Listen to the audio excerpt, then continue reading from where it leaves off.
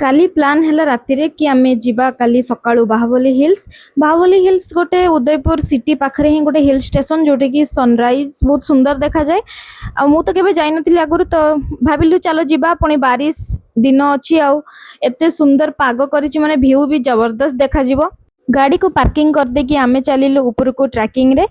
तो एठी किछि एमिति अछि मैगी पॉइंट तो साइड रे टिके बसी के आराम से चिल करि परिबो।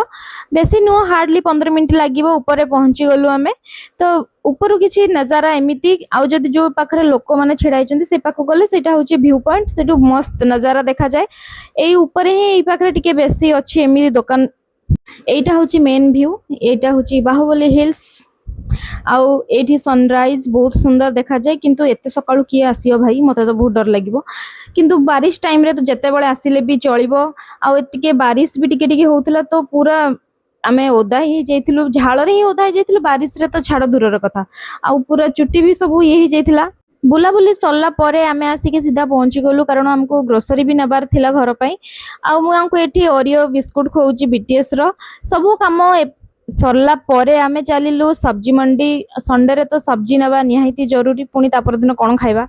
तो सब्जी किछि एठु आमे नै गलु सब्जी फळ मु एठी टिके पइड पानी पिउची।